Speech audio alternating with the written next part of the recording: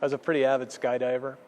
I skydived pretty much every weekend. At the end of the day, we were making a skydive that I had some issues on, and we deployed kind of low. I had line twists I've had millions of times. It turned into a spinning canopy, lost more altitude, and then I pulled the reserve. Okay, and when I pulled the reserve, they, from accounts, people that were there, told me, that the lines were just stretching out on the reserve parachute as I was going by the tops of the trees. So it was like parachute, bang. I had a compound fracture in my left leg, broke my femur, shattered my pelvis, dislocated my right leg, broke my back in 2 places, broke my nose, shattered my cheek, broke my teeth. I tore a femoral artery as well. And, I was bleeding out. They took me by ambulance to the local hospital and then brought me to Regions.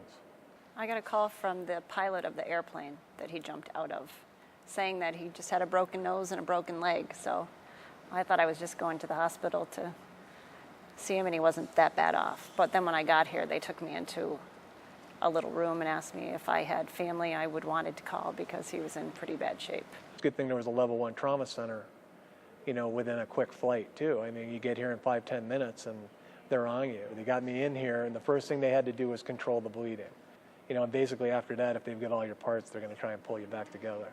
I know through the process that the nurses and the doctors that Lori was dealing with, there were a lot of options. I can tell you that the sense of being home when you're in Regions is really positive.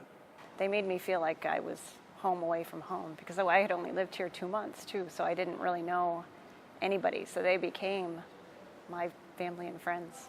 Joyce, the rehab gal that I had the whole time I was here, I still remember her in and out of that coma, being there and treating me, doing what she could do with this, guy sitting there not really having a lot of responsiveness. I remember all of them really well. Joyce, Linda, I had on 9 West, Dale and Debbie were my nurses in the morning. My nurses in the evening were Linda and Nick. I can tell you in ICU, was Fred and Maggie. If this place wasn't here, if I jumped in New York all the time. I jumped in Arizona, I jumped in Florida. If this had happened anywhere else, chances are really good that I'm not sitting here. They saved my life. I don't think he'd be here with me if he didn't come here. It's hard for me to not get choked up. A lot of these people did a lot for me.